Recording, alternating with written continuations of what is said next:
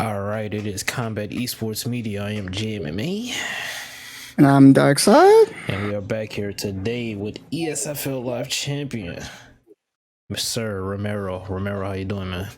I'm chilling. What about y'all? Doing good, doing good, doing good. Always chilling. And jump right into it. Ask you about the post-fight speech. In regards to everything, with your dad and everything, but that first part, when you said to some guys, this may be the biggest event of their lives. For me, it's another Sunday. You look around, a lot of people were like, oh, I know he didn't just say that. A lot of people were just like, yeah. So when you said, your post-fight speech, did you expect everyone to take that line, the way they did? I don't care about what anybody else thinks. When this is whatever their perception of it, if it's a negative perception, that's a reflection of themselves. The reason why I said what I said, is because in order for me to get through that event, given everything that had been going on with my father, given everything else that was going on with my life in general, the best way to approach is to treat it like any other day. So if I made that day bigger than it was, that it's about getting all this money, that it's about, if I do this, I get all this nonsensical glamour that really doesn't exist, I wouldn't have been able to perform the way that I know that I can perform. And like I said, like 30 minutes before the event even started, that's when like my dad had called me, right? Like not 2 hours, it was right morning when we got in, trying to get like practice with like Marshall and Zayaf right beforehand. And then my dad's calling me and everything's going on. My cousin's trying to let me know what's up and what's going on, because his condition had gotten progressively worse. So that's why I said, like, these guys, like, they made that, to them, that event was very important to them. For me, that's exactly, I had to approach it like that. This was any other day. That's how it was for me. Yeah, to go off that, Romero. Another part of your post-fight speech, you kind of mentioned it kind of rolls into everything that's going on in your life currently. You didn't have the most time to dedicate. A lot of guys dedicate a lot of time to the game. A lot of them play constantly every day still. We talked about this before because during our session, stuff like that. I know you don't play a ton like you used to now. Your time's pretty limited. Everything that's going on in your life right now. How did you kind of with the limited time that you had to prepare for this event, what did you kind of do? Like, you knew your time was going to be limited. How did you kind of try to maximize your, training, so to speak, for this event? Well, again, there's another part. I think that part of the speech people didn't understand what I was getting at, but I'll cover that a little bit after. I'll cover what you just asked right now. I just try to focus on quality over quantity because I wasn't going to get much time. That Tuesday, Wednesday of that same week, I was up for 23 hours. I worked my both jobs, and then I had to help my girlfriend and moving all this stuff over. This is not, if you ever seen any other interview before this and the one that I did earlier this morning, this is new. Everything here is new. This is a new house. This is a new room. Everything is new. And I literally had to stay up after coming out of work at 9 o'clock to help my girlfriend and moving everything else into this new crib till like 4 a.m. in the morning, and then I had to wake up at like 5 and then go right back to work right after. So I was literally walking at 2 a.m. in the morning with like two of my ferrets in my book bag, and I had to carry down their ferret cage off the second floor of where we were, and then roll it across the middle of the street at 2 a.m. Probably waking up and scaring God knows whoever, because I had to get this done. So like, I think the time I got, even that week, the only time I got to play was Friday, and I got to play Zayaf a little bit. I got to play Swiss. I got to play like some decent people, just like for about an hour or two right before I ended up having to leave. Not even Friday. Was it Friday? Yeah, it was Friday. It was before we. Actually, no, it might have not been Friday, because Friday I left for whatever it was. It was the day before or something like that. I think it was the day before. It might have been Thursday, and then I left after I got out of work on Friday morning. That's when we went to the airport in Albany. So yeah, it had to been Thursday. Thursday don't know, didn't make sense. So yeah, it's just the quality. I already knew like where my skill set is at, and I just came down to just getting settled into the event, and then gradually I knew like I would improve as the day went along, so I wasn't really concerned about anything like that, and I wasn't really focused more so on winning and losing as it was rather to perform the way that I knew I can perform and put on a show, because who else was out there taking the risk that I was taking, like throwing spinning heel kicks and throwing head kicks in 3-4 pieces, doing all the mat. Nobody, a lot of people were playing pretty safe. Zayaf was one of the guys that was taking chances. Some of the other guys kind of took chances. Even some of the guys that went 3-3, that record doesn't even show the tough competition they had to go through to get to that point. Some guys weren't taking chances. I was taking chances. I was putting on a show. I was hearing the oohs and ahs and everything like that. So that's how I always want to be. I always want to be performing to the best of my ability, but also putting on a great show in the process. Remember, I just want to ask you, about GOAT, because we had GOAT on here last time, and he basically was talking about how, he prepared with you a lot for that, for the fight with the guy, the Nas, Yeah, So, just with the preparation with GOAT and just like his fight style and everything, how was that? It's not necessarily like GOAT's fight style because GOAT and I have been like pretty much homies since UFC 3. Like when we first got into a party and then we heard each other speak, and another brother when you talk to another brother on the headset, you're like, oh, that's a brother. Like I know who that. Oh, okay, this is one of our own. All right, cool. So I've known GOAT for that amount of time, and the thing was, I kind of viewed the whole situation with that guy. It's like y'all watch an anime or anything like that, and there's like the final boss that's just like sitting, like that dude. That's how I was feeling because it felt like I was just chilling in my throne. I was just chilling in my throne and whatnot. And then homeboy had to go and talk a little bit reckless and whatnot, saying disrespecting GOAT, disrespecting me, saying, "Oh, we didn't beat this and that. We didn't beat this and that." Case in point, us OGs shaped the way that most of people play the game to this day. We had to do all the hours of discovering what things worked, and then as a result of that, you can literally see after an ESFL event, if something was done that wasn't normally done, the next day players are trying it. So I thought selling the fight, whatever nonsense that guy was talking about, is one thing, but then to outright disrespect and disparage the time that somebody else has put in to help the community, like GOAT's doing his content creation and everything else like that, and then myself included, it was just kind of shows that where like some people they kind of lack any form of creativity or originality, and it just there's no base for his type of play style, but you can see where it comes from. So when it came out to helping GOAT, all I did was I watched some film for 15 minutes. I didn't have to watch anything more than that. I watched 15 minutes. I watched a fight of his fight with Parker, Swiss, and Doc, and I already kind of had that information downloaded. I'm like, all right, GOAT, this is what we're gonna do. I'm gonna play exactly like him. I know exactly how he plays. I know how his mind works, just off of seeing him how he plays. So the goal is you're gonna probably lose a few, but by the end of the session, if I continue to play like this, you should be able to beat me. And that's what happened. So losing a few early on, then GOAT started picking up on a few things, and then y'all saw it work because what happened that Sunday? GOAT got the job done and finished him in round 3, and that was a good thing because for those who don't know, like a lot of us OGs, like we had in our little chat together. That's the lads. That's what we know. That's our boys. So it's me, Advaita, GOAT, Swish, Uni, Doc, like a lot of us OGs. Like we've been boys, friends for like 4 years. You might see us talk a little bit crazy to each other, but we are like really good friends outside of this video game now because of this video game. So it was pretty cool. Like GOAT goes and gets this title. This guy called out the wrong one. He called out the wrong one. He don't found out. I was telling Marshall. I was saying Marshall the video that Jake posted, like how GOAT did homeboy. He's like, push the dukes up. He came through it. Hit it. Disrespectful ass. And hit him with that. I'm like, that's how I felt like GOAT walked up in there. And for me, I didn't have any animosity towards like any competitors or whatnot. As you guys saw when I was there this weekend. So it wasn't along those lines. But it was pretty cool to kind of like assert myself and be like, hey, y'all must have forgot. Yeah, actually, that's a great point you ended on right there. I actually want to build on that, where you talk about, when we saw, the past weekend, everybody in Vegas who was competing, there was no animosity and things like that.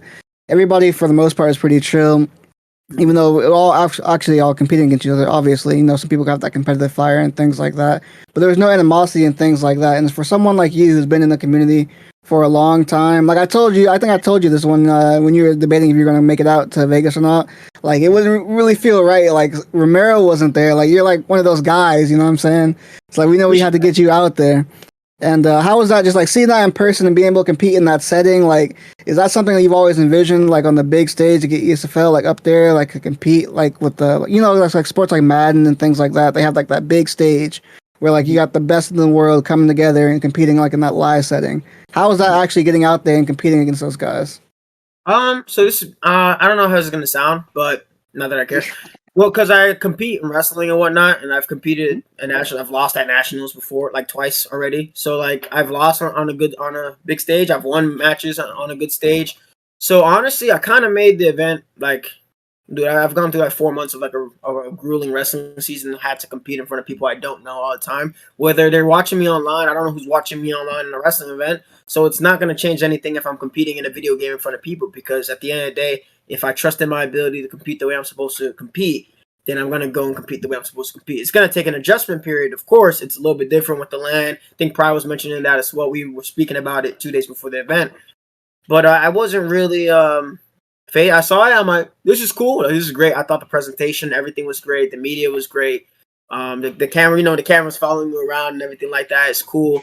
But overall, like it wasn't overwhelming. I never really like thought about like this is my moment or anything like that. I just treated it as per normal. I'm like, all right, like this is what I'm supposed to do. So I'm gonna get after it, zone in. I mean, I'm sure you saw me with the headphones. I was bumping that. I was bumping that Dave East and that little baby. I was getting turned a little bit. I was just like feeling myself a bit. So it's pretty cool. It was cool. It was cool, but nothing bigger than it was supposed to be for me. Yeah, and just to piggyback, one last time on the event, just the like Dark Side said, to see everybody there, that was real cool to see. And it seems like this event pretty much lit a fire in the community, because it seems like now everybody wants to compete again. Everybody, you got Pride is talking about he wants to compete, Crooks is talking about he wants to come back and compete. And me and Dark Side talk about this a lot, how you damn near know more than the people who have made UFC for, just the game knowledge is so damn crazy. Now that everything, the dust has settled and everything, are you gonna actively come back to competition? I mean, define what you mean by competition. If it's ESFL, no, I have no interest in. If it's like the big tournaments like this and like the summer series, like those things, Like if it's something like that where I can get like money from and I can also compete in that way, and I get back in terms of my time of competing, then yeah, sure. If it's possible in the schedule, again, this was even winning the tournament itself was already a pretty rough schedule, and it wasn't just like serving my dad going like 2 months before my best friend died, and like that in itself, I had to like pick myself up to go and compete in a wrestling tournament. I wasn't even going to compete after my friend died, but I thought about it. I'm like, at the end of his thing, they said like do something that he would do, and if you knew him, this guy was a hell of a motor, like crazy guy, saying crazy, honest, a great person, dude. And I'm like, he would compete in this freaking high level tournament. So I'm gonna go out there and then go compete. And that's what I did. And when it comes to like the tournament like this, I still had to try to get my mind right, get everything right.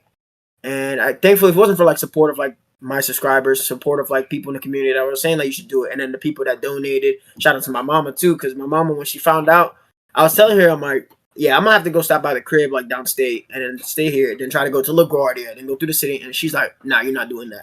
I said, what you mean? She's like, it's way too crazy in the city right now. Cause you know what's going on in the city. It's not sweet down there at all. I mean, I ain't scared of shit, but you know what I mean? Like anything can happen. And she like my mom, like, God bless her soul. She's an awesome human being. She's done a lot for me and my 4 other brothers. It's like 5. It's group 5 kids, bro, 5 bros. So she gave me the help I need, and then we have a little thing because, like, she came from DR. My dad's from DR, and whenever she would say focus, because of her accent, the first time she ever said it, she said focus it.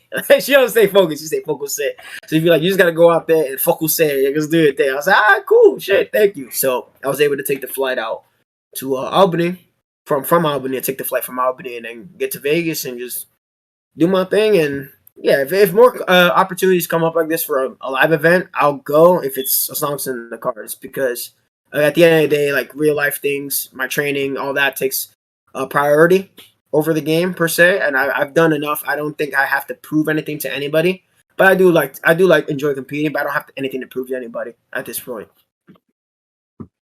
And that's a good thing to hear too, because it's always great to see the best of the best in those big competition on the big stages. But to touch on something Jay mentioned there too, we, like you said, we talked about like as far as like you talked about a little bit earlier as well. You're talking about some players' play styles to take pieces from some of the people from like the OGs, like you, Goat, Advieta, the list goes on. But you specifically, especially when it comes to like your content, I feel like a lot of people I see, like some of the high level players who are people who consider themselves high level, they pick a lot of things up from people like you, and like you in specific. Every time I'm looking for a technique in UFC 4, something that's not explained in the game, somehow I always come across your channel, or if it's something that was like diving deep into like the actual technique. You're probably like the best. You are the best on YouTube, I would say, when it comes to things like that. How do you find these things in game? Because some of these things, like when I watch these videos, I'm like, how did he ever come across this? Like, this never even crossed my mind. But how do you find these things in the game?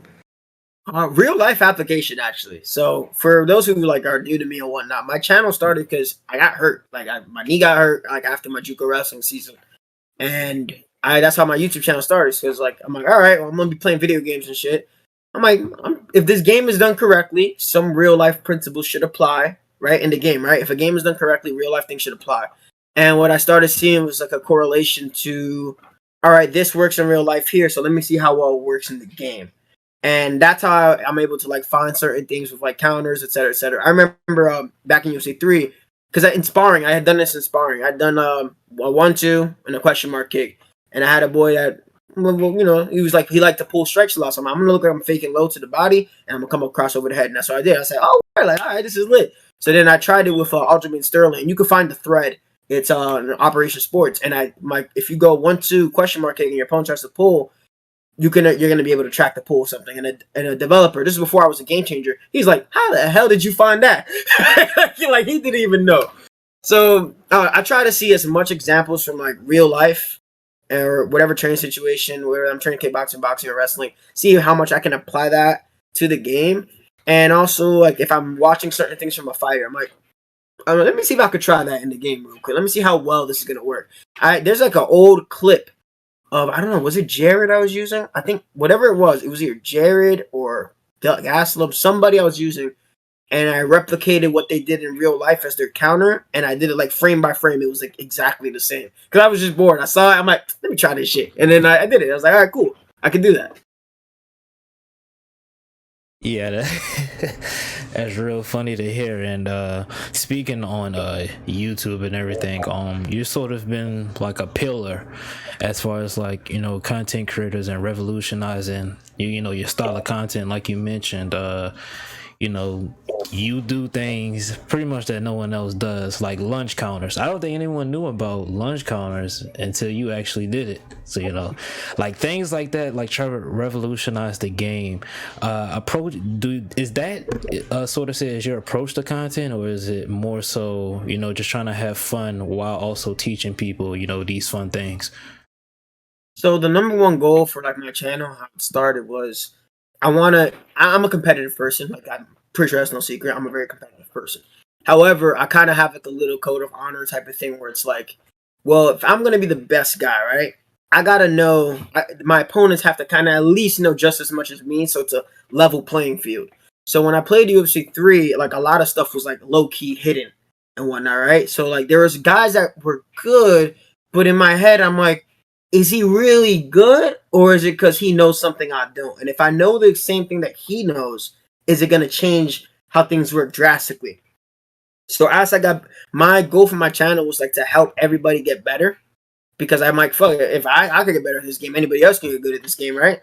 So, and the more content you put out, when you get more of the community getting better together as a result of tutorials, constant creation, 3-4 years of this and that forces people to break through a certain level, and it pushes the entire community.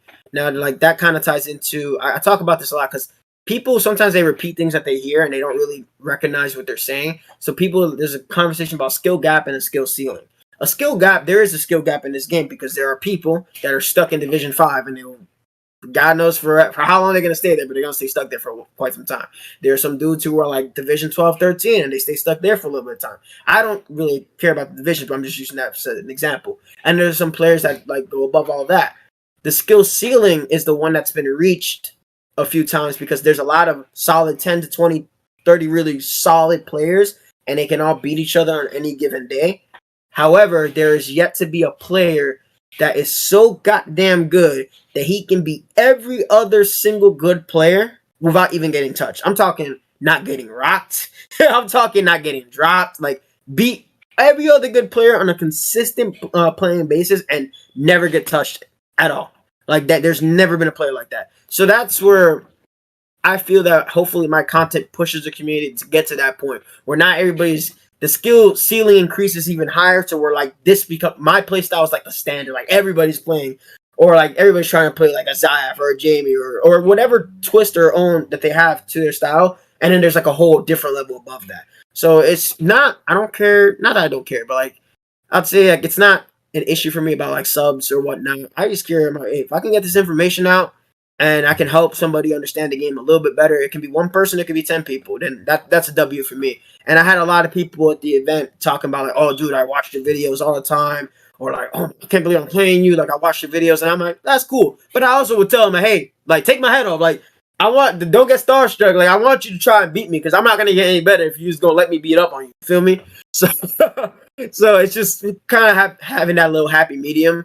And I was really happy with the event because I've seen some of these players. Like I keep my eye on a few things. I'm like, damn, that guy got really good. Like, this guy's doing really good. Or even guys I'm playing, like I'll give a little bow like in the middle of me playing them. They might think it's psychological, but I'm like, nah, that was a good shape. Like I'll give you credit right there when it's due. So like, that's how I am as a competitor, anyway. So. And speaking about helping players get better, this is actually a question I saw recently, and I actually want to ask you about it. Someone was basically comparing, like sparring good players versus playing on ranked as far as basis on trying to improve and get better. Like, what's your thoughts on like if you could give like a general, I guess you could give like a general tip to someone trying to improve. Let's just say they're decent at the game already, but they're trying to get to like another level and really improve their game. Do you think it's more important in that standard to play ranked more consistently, the face of like a variety of styles and things of that nature, or is it more important to face players who are like at that kind of around that level that you're trying to get to and spar them instead and try to pick like things from their style? It comes down to adaptability and your ability to adapt because on one end you can play a lot of good players, right? But some people they're gonna get their feelings hurt because of this, but I don't care. If you're only copying what you see from other good players, then you have no innovation, right? If you're only doing what you see because you see this has a success rate, yeah, like, which is usually how sports work, right? You train a certain way so you can do the most high percentage thing, right? So that's what you're supposed to do. However, if you don't have your own cognizant ability to adjust past that first frame, like how many times you probably run into a player and they're throwing the whole kitchen sink at you, right? And then what happens? And maybe they get you the first time, but then you have an ability to adapt, and you can now slow them down and take away what they're good at. And now they have nothing. So that's like the one issue that sometimes you play too much of these skilled guys, and then you become so reliant on how they play you, you don't have the ability to make reads on what another person does. Now, ranked, that kind of tests your patience, right? That tests your patience because not everybody plays the same way. Not everybody's going to play to try and have an MMA experience. Some people are playing a game just to play a game, and that's okay. I think ranked is good to test your ability to make adjustments on the fly, to test your ability to see how well you can do if you get a match that's not really to your favor and whatnot. Whenever I play ranked, it's not for anything other than like a showcase. And sometimes for my showcases, I'll just press random. I won't even look at the screen. I just random. All right, we're gonna showcase this. We're gonna showcase this dude today. Boom, random. And I play with no HUD. And I play with no HUD, no HUDs at all. Nothing needed because all I need to hear is the sound of how something lands. And how something lands kind of tells me where they're at. I know common sense if they throw this X, Y, Z, like this is where they're going to be at this point because I play this striking series enough. And with anything else, it's just not really. You gotta just. I know it's just going to sound weird. It's just exactly like you have a plan to go do something. Try to see if this plan works. If this plan doesn't work, move on to the next one. And you just try to build on having layers as opposed to trying to look for like this one strategy is going to beat every single player. It's cap. It's not going to work. You got to have layers behind your game. And either way, I think one is not better than the other. It's just situational and how you choose to develop your time. Yeah. Oh man, that was that. Yeah, I like the way you did that off. The last day, I want to go back to that last day in Vegas. You know, when we were in the full court, we had that conversation. I literally have been thinking about this question ever since then. When Marshall, we were talking, and then Marshall goes, he just nonchalantly said it like it was nothing. He was like, yeah, you know, this guy Romero, he ran about 3 or 4 miles around the hotel. And I was like, huh? And I literally have been thinking about that ever since. Your work ethic. I told a lot of people this, man, because they kind of were like, oh, it's Romero, it's Romero, he was supposed to win that event. And I tried to tell people, man, like, he has a lot going on, the situation you have with your real life, wrestling, trying to do videos, obviously, you're in a camp as well, so you got to help your teammates prep. And I just want to ask you, with all that going on, I know you've hinted at, slowly trying to make that transition over to MMA. You know where I'm about to go. I saw that smile. You know where I'm about to go with this. In the next few years, man, will we see Romero touch that octagon mat? 4 or 5 years.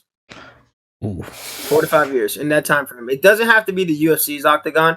I've been blessed to meet other fighters from other organizations because I think we're very aware of how fighter pay works. It's sometimes not too good in the UFC, and my family ain't gonna be starving. Like, if I'm gonna be out here taking damage, ideally not, but that's a risk I'm gonna take, and I'm okay with that, right? Like, you go into a fight getting scared to take damage. What the fuck are you fighting for, right? Like, you're going out there to fight. Shit can happen. Get used to it. Train, get your shit together, and that's it. So I'm thinking sometimes PFL. Sometimes PFL. There's a guy, alumni from my school, who just beat Bubba Jenkins. Chris Wade was his guy. He was alumni from my school, and he beat Bubba Jenkins in the semifinals of the PFL tournament or something like that, right? And that's somebody from like the college that I go to.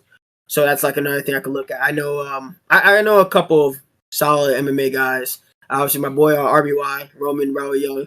He out here on a freaking flight right now because that man be traveling where he helps out Dominic Cruz and whatnot for his camp. He's like his wrestling guy for his camp, and he was helping out Juan Archuleta and whatnot.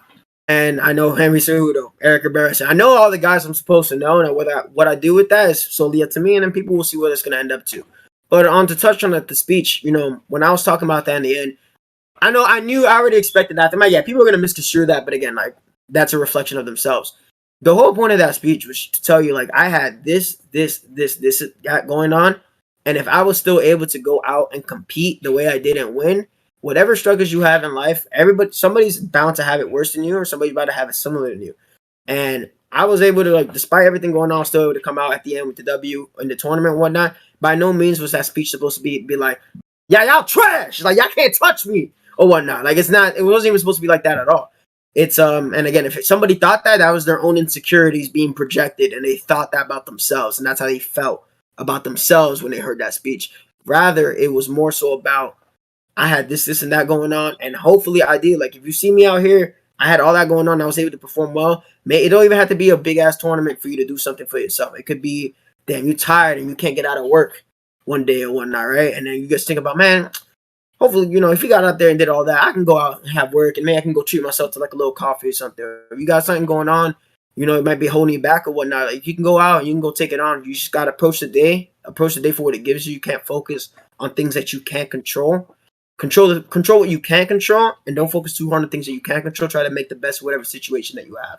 And that was pretty much what the whole premise of my speech was really about. And again, that was just me speaking from the heart. Ain't no rehearsals around here. You think I rehearse this stuff? Bro, that didn't come off the dome. This entire interview off the dome. Like, I don't know. I just go and I talk, and that's how I am. But with regards to MMA, like, I do believe like I have the skill set to be one of the best fighters in the world. I've been in the room with some guys that are currently on the roster. I've had some good times, maybe some bad times here and there and whatnot.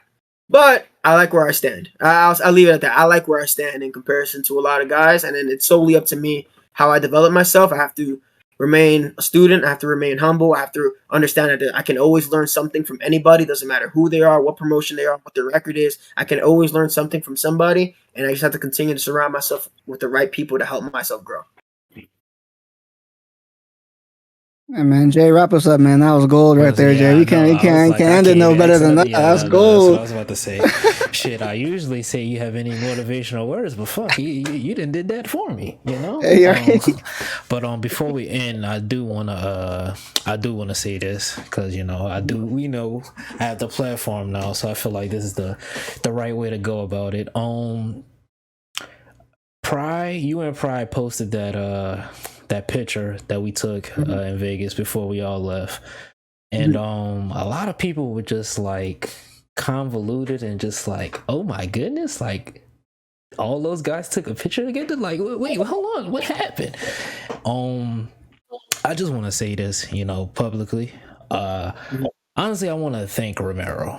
You know, back in last year, you know, I don't know what I was doing. Looking back at it now, I can laugh, but it's like just my mindset and just like how I went about things. It was just like real, you know, real like, I don't know, real childish. And you know, that whole purple belt thing. We were joking about it in Vegas too. I came up behind. Like, what's your purple belt? You know, the whole purple belt thing. And I think with Romero, and you know, just bear with me, y'all. I know y'all probably like, Jay, where you going with this? Watch how I wrap this up. You know, he held me accountable. You know, he did something that probably not a lot of people would have did. Even, you know, after, you know, everything, and we did, you know, reconcile, and, you know, we just talked about everything. He was like that big brother that, you know, he was like, hey, bro, you know, you fucked up. Like, come on, bro. You know what you did. And him publicly doing that, I just want to thank, I thanked him, because without him, I probably would not be like the stuff that I've been doing this year probably would not have happened without that. Just like after that, my whole mindset for everything just changed, how I go about things in real life and everything. So I just want to thank Romero for that. You know, it's just on here right now. And I just want to say this, man. You know, a lot of these guys like Marshall, Pry, you know, Crooks, Romero, you know, Jamie, etc. I know sometimes y'all see a lot of these guys and they're just, you know, pillars of the community, and, you know, you may think they have these big egos, and you may think, you know, they're, you know, assholes or douches or whatever. You know, it's kind of hard to interpret that, because, you know, you've never met them in real life. You know, you just see the words that they type. But I just want to tell everybody, man, like those dudes, bro, like the main ones, they know who they are. Pride, Crooks, Marshall, Romero, Darkside, just everybody, bro. Like these dudes, bro, these are like, this is what the community, you know, the type of people the community needs. And hopefully, you know, everyone thrives off of, and hopefully the positivity rubs off on everybody. Because even after the event, I've still, I'm not going to say who, but I've still seen people just, you know, constantly being toxic and everything. You know, at that event, you've seen everyone. After that event, I mean, you've seen everyone, almost for the most part, be cordial with, you know, you know, back home, now that we're back home and everything, everyone's just like friendly and cordial and positive. And I just want to say that those pillars, you know, they're kind of like the base for that. They're kind of keeping everybody in check, kind of holding everybody accountable.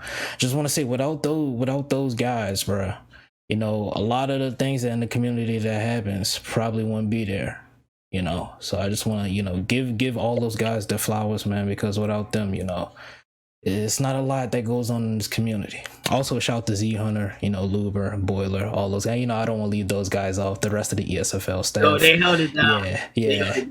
Yeah. But I think that was a great way to end it off, Romero.